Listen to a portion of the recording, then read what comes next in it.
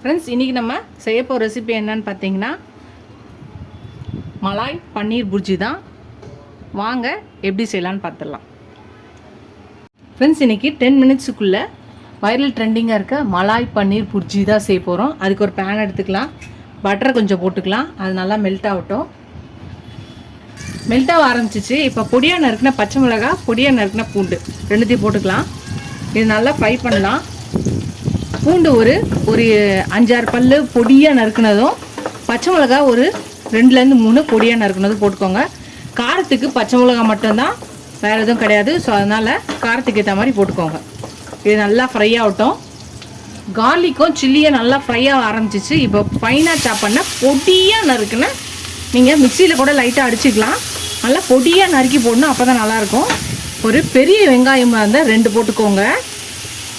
நான் 2 வெங்காயம் போட்டிருக்கேன். இப்போ அப்படியே வதக்கிக்கோங்க. இப்போ கொஞ்சோண்டு பொடியாக சாப் பண்ண கொத்தமல்லி போட்டுக்கலாம். இப்போ இதையும் சேர்த்து நல்லா வதக்கிக்கலாம்.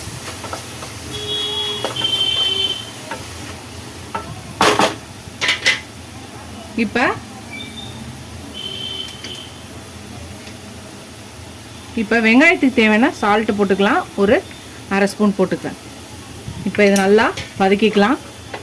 சால்ட்டு போட்டால் சீக்கிரமாக வெங்காயம் வதங்கிடும். ஸோ அதனால் லைட்டாக இது ப்ரௌன் கலரில் வரட்டும். வெங்காயம் நல்லா வதங்கிடுச்சு. இப்போ ஒரு கிளாஸ் பாலை ஊற்றிக்கலாம். இப்போ ஃப்ரெஷ் க்ரீம் கொஞ்சம் ஊற்றிக்கலாம். ஒரு 1/4 கப்பில் ஊற்றிக்கோங்க, கரெக்டாக இருக்கும். இப்போ லைட்டாக இதாகிடுச்சு. இப்போ நம்ம பன்னீரை இதை நல்லா இப்போ புட்டு போட்டுக்கலாம். ஒரு முழு பன்னீரையும் நான் போட்டுட்டேன். உங்களுக்கு தேவையான அளவு போட்டுக்கலாம். ஃபுல்லாக போட்டால் தான் நல்லாயிருக்கும். இப்போ இதை நல்லா மிக்ஸ் பண்ணிக்கலாம்.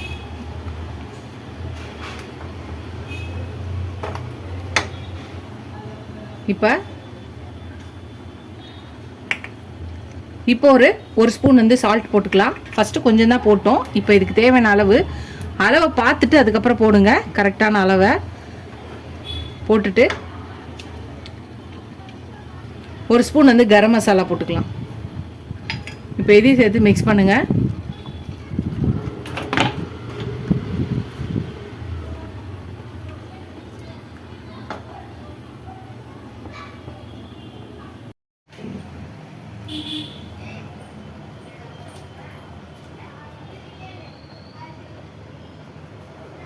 ஃப்ரெண்ட்ஸ், நம்ம ரெடி பண்ண மலாய் பன்னீர் புர்ஜி ரெடி ஆயிடுச்சு. இன்றைக்கி நான் வீட் பராத்தாவோட தான் செஞ்சுருக்கேன். ரொம்ப சூப்பராகவும் டேஸ்டியாகவும் இருக்குது.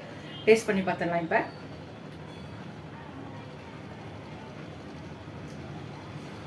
நிஜமாலே அல்டிமேட்டாக இருக்குது.